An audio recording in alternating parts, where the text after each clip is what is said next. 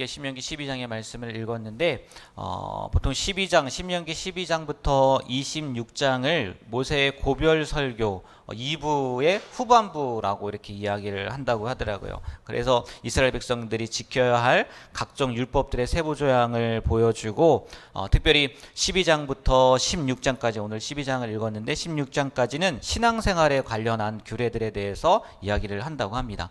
오늘 말씀을 오늘 12장에는 이런 내용들이 나와 있지 않습니까? 가나안 땅에서 섬기는 그 우상을 제거하는 것과 그 다음에 성소에서 제사를 드려라. 또 짐승들을 어떻게 먹어야 되는지, 그리고 마지막엔 이방인들이 그 우상에게 제사하는 그런 것들을 따라하지 말라 이렇게 명령을 하고 있는데 오늘 말씀 가운데에서는 두 가지만 나눠보려고 해요. 먼저 8절을 읽어보면 8절을 한번 다시 한번 볼까요?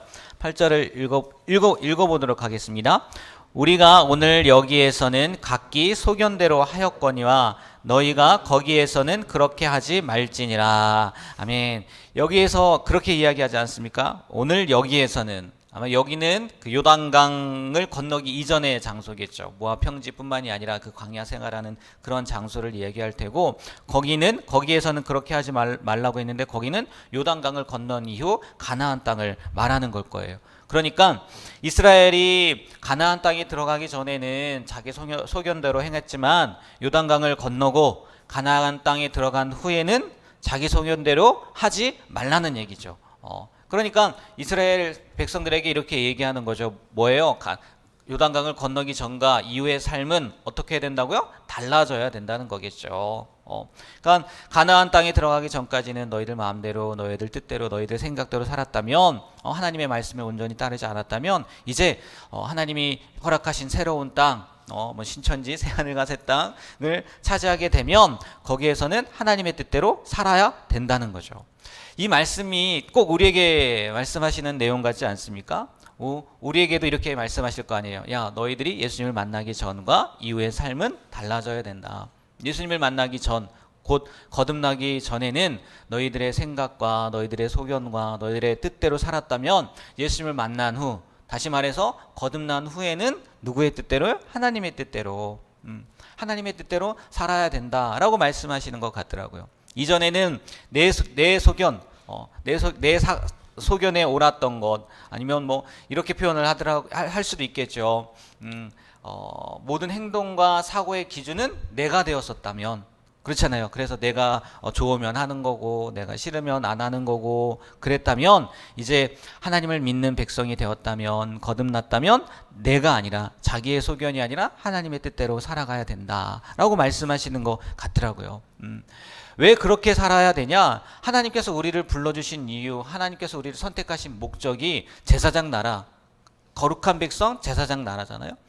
그리고 그걸 통해서 다른 사람들에게 그 하나님을 알리기 위함이지 않습니까? 이스라엘 백성들에게도 그거였단 말이에요. 너희들이 거룩한 백성이 되고 제사장 나라가 되어서 이방 민족, 아직 하나님을 알지 못하는 민족들에게 본이 되어야 되지 않겠냐? 그러면 누구 뜻대로 살아야 돼요? 당연히 하나님의 뜻대로 살아야 된다는 거죠. 이 하나님의 계획이 있는 것처럼 우리의 삶 가운데에도 틀림없이 하나님의 계획이 있을 줄 믿습니다.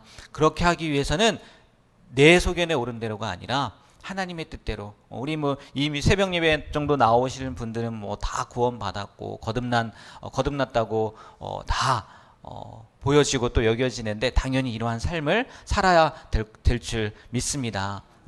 하나님의 백성답지 못한 모습들이 있다면 이 시간 완벽하게 버리고 내 소견이 아니라 하나님의 뜻대로 살아갈 수 있는 우리가 되길 주님의 이름으로 축복합니다. 그리고 비슷한 내용일 수도 있을 것 같은데요, 23절부터 25절까지를 보면 피를 먹는 문제에 대해서 이야기를 해요. 이스라엘 자손들은 피를 먹어서는 안 된다. 왜? 생명이니까 피째 먹어서는 안 된다 얘기를 하고, 이러한 하나님의 명령을 잘 지키면 하나님께서 25절을 한번 읽어볼까요? 25절 다 같이 한번 읽어보도록 하겠습니다. 너는 의롭게 여기시는 일을 행하면 너와 내 후손이 복을 누리리라. 아멘. 연결되는 부분인 것 같기도 해요. 하나님의 소견, 하나님의 뜻대로 살아가야 된다라는 것과 연결되는 부분 같기도 한데, 보면은 여기서 하나님께서 뭐라고 얘기하시냐면 여호와께서 의롭게 여기시는 일을 행하면이라고 이야기를 하잖아요. 그러니까 우리가 이 세상 가운데 살면서 관심을 갖고 또 힘을 써고 그 힘을 써야 할 부분이 무엇이냐? 하나님께서 옳다고 인정하시는 것에 관심을 가져야 되고 그것에 힘을 써야 된다는 거죠. 다른 말로 사람들이 옳다고 인정하는 것이 아니라 그게 중요한 게 아니라 사람들이 맞다고 이야기하는 것이 중요한 것이 아니라 하나님께서 옳다고 여기 의롭게 여기시는 거 그걸 우리가 행해야 된다는 거죠. 정말 그럴 것 같아요. 사람들이 옳다고 인정하는 일에 우리가 최선을 다할 수 있어요. 사람들이 옳다고 인정하는 일이요? 당연히 그러면 어떠한 일을 겪게 되냐? 칭찬을 받게 될 거예요. 그렇지 않겠습니까? 사람들이 옳다고 인정하는 일에 우리가 최선을 다하고 그것에 대해서 열심을 품는다면 그 사람들에게 인정을 받을 거예요. 그런데 문제는 뭐냐? 그게 하나님께서도 인정하시는 일이냐는 거예요. 그게 중요한 거죠. 사람들이 칭찬한 일이었는지는 모르겠는데 보니까 하나님께서 말씀하신 의롭게 여기시는 게 아니란 말이에요. 그러면 그게 하나님의 칭찬을 받을 수 있겠냐는 거예요. 아니라는 거죠. 분명히 아니라는 거예요. 사람들에게 칭찬을 받았을지 모르겠지만 하나님의 책망을 면치 못할 수도 있다는 거죠. 때문에 우리의 모든 판단이나 결정 등을 내리기에 앞서서 우리가 먼저 생각해 봐야 될 게 뭐냐? 우리가 주목해 봐야 될 게 뭐냐? 하나님께서 보시기에도 이게 옳은 일이냐? 하나님께서 보시기에도 이게 좋은 일이냐? 라는 것을 생각해 봐야 된다는 거죠. 흔히 그런 얘기하지 않습니까? 민심은 천심이다 라고 얘기를 하잖아요. 그러나 그리스도인들은요, 예수 믿는 사람들은요, 거듭난 하나님의 백성들은요, 다수의 생각이 항상 하나님께서 인정하시는 옳은 것이다 라고 결론 지을 수 없다는 거예요. 우리나라 민주주의 그렇잖아요. 민주주의 국가고 다수결의 원칙에 의해서 움직이기도 하고 그러나 이 민주주의 다수결의 원칙은 하나님의 백성에게는 성립이 될까요? 안 될까요? 안 된다는 거예요. 99가 다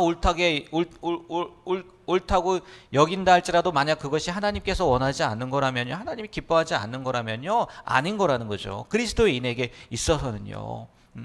물론 우리가 정치인도 아니니까 민심을 따질 필요는 없겠지만 하나님 앞에 우리가 먼저 무릎을 꿇고 또 사람들의 그 칭찬을 생각하는 것이 아니라 하나님의 뜻, 성경이 말씀하시는 것이 무엇을 말씀하시는지 우리가 분별해야 될 줄 믿습니다. 분명한 것은요, 하나님께서 옳다고 인정하시는 그 기준, 내용이 어디에 있습니까? 성경에 있어요. 성경에 분명한 것은. 그러니까 우리가 그것을 잘 알지 못하겠다 하면 어디로 돌아가면 돼요? 성경으로 돌아가면 돼요. 하나님의 말씀이 우리에게 어떻게 이야기하고 있는지. 그래서 첫 번째나 두 번째나 다 연결되는 것 같기는 합니다. 내 소견이 아니라 하나님의 소견, 하나님의 뜻대로. 그리고 사람들이 칭찬하고 인정하는 것이 아니라 하나님을 의롭게 여기시는 것, 하나님이 칭찬하시는 것, 하나님께서 인정하시는 일들을 행할 수 있는, 그리고 또 그것을 잘 알지 못하겠다. 어디로 돌아가면 된다고요? 성경으로 돌아가면 돼요. 하나님께서 우리에게 주신 말씀을 통해서 우리가 늘 하나님의 기쁨이 되는 선택을 하며 살아가게 되는 우리의 삶이 되길 주님의 이름으로 부탁드립니다. 기도하겠습니다.